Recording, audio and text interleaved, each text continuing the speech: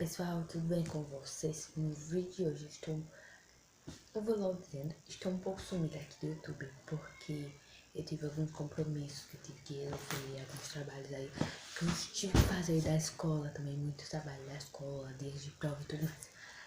Estudar pra prova, e por isso que eu fiquei um pouco parada, mas hoje a gente voltou com tudo e eu voltei logo fazendo trollagem.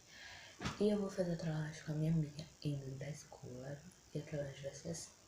Eu vou lá, chegar no WhatsApp e vou falar um monte de coisa dela que vieram contar coisas sobre ela e tudo mais. Então fique aí com o vídeo.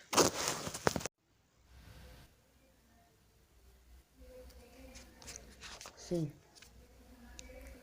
Eu já coisei aqui pra ela e ela colocou. Eu vou colocar assim, me disseram.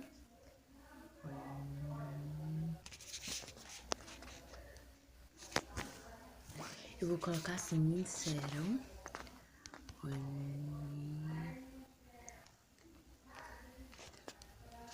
Eu vou dizer assim, me disseram algo sobre você.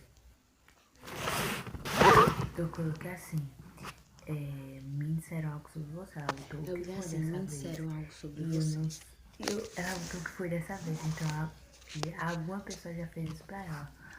Aí eu botei de novo, eu não sabia que você faria isso. Ela, o que foi dessa vez? O que eu fiz? Aí eu vou colocar um monte de carinha triste de novo. Gente, eu coloquei assim, me disseram algo sobre você, ela botou o que foi dessa vez, e eu não sei, ela botou o que foi dessa vez, então alguma pessoa já fez isso pra ela. Aí eu botei de novo, eu não sabia que você faria isso, ela, o que foi dessa vez, o que eu fiz, aí eu vou colocar um monte de carinha triste de novo. Já foi. Eu vou dizer, você me machucou.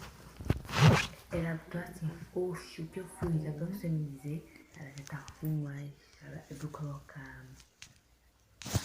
Ela botou tão ruim que eu vou colocar aí. Não fiz nada pra ela. Foi.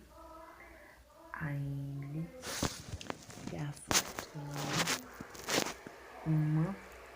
Eu vou colocar assim, foi uma colega que já estudou com você. Foi uma pessoa que já estudou. Ela botou assim, oxe, o que eu fui, dá pra você me dizer?